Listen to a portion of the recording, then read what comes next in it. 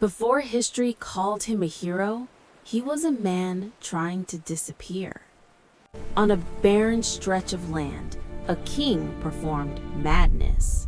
Not for power, not for pride, but to avoid a war he knew would destroy everything. He yoked an ox and a donkey together, forcing them to tear his own land apart.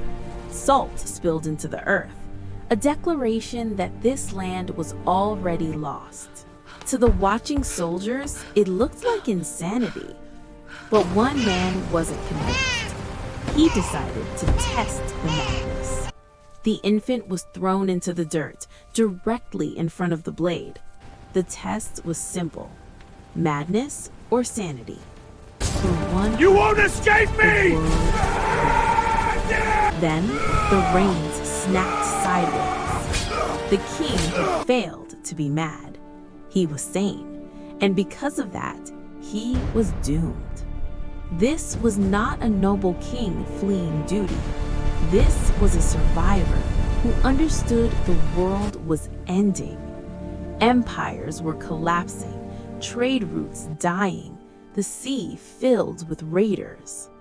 Leaving Ithaca undefended meant death for his family. But the Greeks did not care. They forced him onto the ship.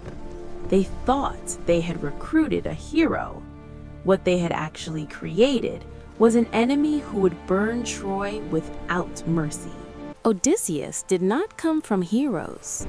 He came from thieves. His grandfather was feared, not admired. A master liar, a master manipulator. When the child was born, this man chose his name. Not a blessing, a sentence. A name that meant pain given and pain returned. Other boys trained their bodies. Odysseus trained his mind. The Greeks had a word for it: cunning, adaptation, survival. Then came the boar. Nature does not fight fair. Here, little one. The wound Rest never now. healed. It became his teacher.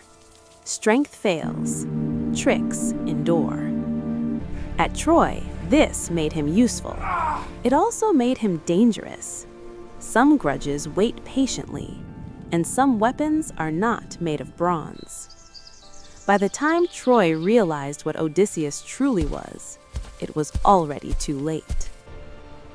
For 9 years, nothing changed. The walls of Troy still stood. Men did not die gloriously, they died slowly. This war did not reward heroes, it punished them.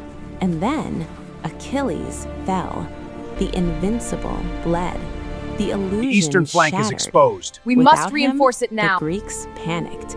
They argued over his armor. 2 men stepped forward. Ajax was strength. Odysseus was calculation. They did not fight. They debated. Fellow citizens, Words defeated muscle. Ajax was broken. Honor became humiliation. When clarity returned, so did shame. He fell on his sword. With strength dead, the war belonged to Odysseus. One morning, the beach was empty. No ships, no soldiers. Only a single object remained. To the Trojans, it looked like surrender. 10 years of war appeared to end without a final blow. But Odysseus had not left a gift. Trojan elders arguing, pointing toward the horse. Burn it or honor it? Fate decided for them. Destroying it risked divine wrath. So they did the unthinkable. Wooden horse rolling through Troy's gate, citizens cheering. Festive city scene, wine flowing, fires burning, exhaustion turned to joy. The guards slept. The city exhaled. Inside the horse, the war resumed. No battle prize, only opened gates. The fleet returned. What followed was not war. It was extermination. Troy was destroyed, and the gods took notice. Troy was gone. But the war had not ended. The gods were watching, and they were not pleased.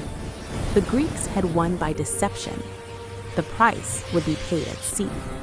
Storms tore the fleet apart. Men who survived Troy drowned within sight of land. Others vanished entirely. Odysseus lived, but survival was not mercy. It was punishment. 10 years to reach Troy, 10 more to return home. Home did not recognize him, nor did he recognize home. The war had followed him. Violence was the only language left. The last battle was at home. Troy destroyed a city. The war destroyed the men. And some victories were worse than defeat.